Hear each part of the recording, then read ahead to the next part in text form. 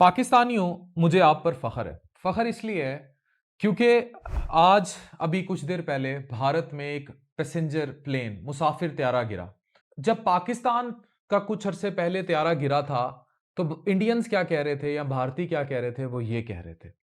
लेकिन आज जब गिरा तो पाकिस्तानी कौम पूरी अफसरदा है। कुछ लोग जो नेगेटिव प्रोपेगेंडा करते हैं बॉर्डर्स की दोनों साइड पर, वो हर मुल्क में होते हैं। वो इसको 7-0 कह रहे थे। 7-0 नहीं है, ये राफेल नहीं गिरा, ये मुसाफिर त्यारा गिरा है जिसमें 242 इंसान दुनिया से चले गए। और याद रखें, ये जो गिरा ये फ्लाइट लंदन जा रही थी और बीजे मेडिकल कोई कॉलेज का हॉस्टल वगैरह था, उस पर भी गिरी है। तस्वीरें आप देख सकते हैं, ये वहां गिरी है। और कुछ एमबीबीएस स्टूडेंट्स की भी इतलात हैं, गैर मुसद्दिका हैं, कि उनको कितना नुकसान पहुंचा है कितना नहीं पहुंचा। लेकिन 169 इंडियन, 53 ब्रिटिश नेशनल, एक कैनेडियन, 7 पोर्टुगीज और कुछ अमले के अरकान ये शामिल थे। फौरन इसके बाद यहां इस वीडियो में पाकिस्तानियों के लिए जानना बहुत जरूरी है। जैसे मैं ऑब्वियसली जंग में भी हम एक नेशनलिस्ट कॉज के लिए काम कर रहे थे, वो कॉज कंटिन्यू है क्योंकि दूसरी तरफ इस time Iran is under something, अब कुछ बड़ा होगा। और अमेरिका भी वहां से मिडल ईस्ट से अपनी बेसिस को आगे पीछे कर रहा है और कहा यही जा रहा है कि ईरान पर शायद कोई बड़ा हमला मुतवक्किल है। तो पहलगाम के बाद जो इंडियन मीडिया दोबारा इसको कि ये त्यारा कहीं पाकिस्तान ने शॉट डाउन किया, ये ट्वीट्स आपके सामने सर्कुलेट कर रहे हैं जो क्लेम कर रहे हैं, और ये इंडियन ट्वीट्स हैं और इंडियन मीडिया और इंडिया से जुड़े हुए लोग हैं जो नेगेटिव नैरेटिव बिल्ड करते हैं। मैं हूं एक सोशल इन्फ्लुएंसर और एक बंदा जिसने अपनी जिंदगी दी है डॉक्टरी के साथ जर्नलिज्म को। मुझे नेशनलिज्म और पाकिस्तान के साथ खड़े होना है, इसीलिए मुझे कॉल ऑफ भी किया था वजीर आजम साहब ने। हमें इस सारे नैरेटिव को किल करना है। मुझे जब वजीर आजम साहब ने बुलाया और वहाँ मेरी मुलाकात हुई, इवन आर्मी चीफ साहब से भी हमारी बिल मुशाफा मुलाकात हुई थी, तो एक नैरेटिव बड़ा क्लियर है हम सब का कि पाकिस्तान सबसे पहले, और पाकिस्तानी पुरअमन कौम है। इंडिया में वहाँ का जो एक शख्स, जो मैं उसका नाम भी लेना पसंद नहीं करता, उसने भी पाकिस्तान को रिसेंटली टेररिस्ट सल्तान कहा है। ये वीडियो देखें। This is not a conflict between two states per se. This is actually a response to the threat and to the practice of terrorism. So I would urge you to make it, don't think of it as India-Pakistan, think of it as India-Terroristan. Video आपने देख ली ये, और किसी ने उसको appreciate नहीं किया जब वो पाकिस्तान को टेररिस्तान कह रहा था।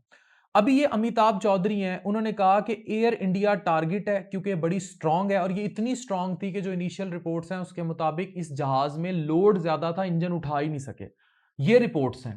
उसके अलावा कुछ रिपोर्ट्स हैं कि इसके विंग्स नहीं खुले थे या जो भी मामलात हैं। लेकिन ये ट्वीट्स हैं जिसमें ये मैं आपको सामने दिखा रहा हूं। एक ट्वीट कहता है कि पाकिस्तान और आईएसआई और खालिस्तान और कुछ जो कश्मीर के लोग हैं सेपरेटिस्ट, उन्होंने ये सारा किया है इंसिडेंट। फिर इसी तरह एयर इंडिया को अटैक करने में ये अरविंद का ट्वीट है, ये भी आप देख सकते हैं। और बहुत सारे और, अब ये खातून थी जो बाकायदा कह रही कि पाकिस्तान के अफगानिस्तान के जरिए पाकिस्तान ने सारी प्लॉटिंग करके किया है, और ये सब मुज़क्का खेज है। और अगर कोई भी नरेटिव, अब मोदी तो इलेक्शन बुरी तरह हारेगा जो उसने इंडिया की करवा ली है पाकिस्तान से। ये कहते क्या है, ये करते ये हैं, ये कहते हैं कि पाकिस्तान के अंदर कोई ऐसे दहशतगर्दी के कैंप मौजूद हैं, और जिस तरह एबटाबाद में अमेरिका आया था बिन लादेन के पीछे, हम भी उन्हीं कैंप्स के पीछे जाते हैं क्योंकि उन कैंप्स के जरिए कश्मीर में पाकिस्तान जो है वो सारी ये करता है जिसको ये सो कॉल्ड टेरर कहते हैं। दूसरी तरफ दुनिया इस बात को नहीं मानती। दुनिया ने अभी पाकिस्तान को हिस्सा बना लिया है यूनाइटेड नेशंस के उस ग्रुप का जो टेररिज्म को रोकने में मदद कर रहा है।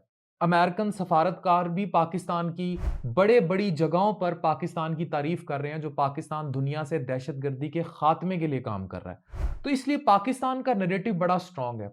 कौम को एक होना, पाकिस्तानियत पर होना और पाकिस्तानियों को एक होना इसलिए जरूरी है क्योंकि अगर अब खुदा न खास्ता ईरान के साथ वहां कुछ होता है तो इंडिया फिर अपने उसी नैरेटिव के साथ आएगा।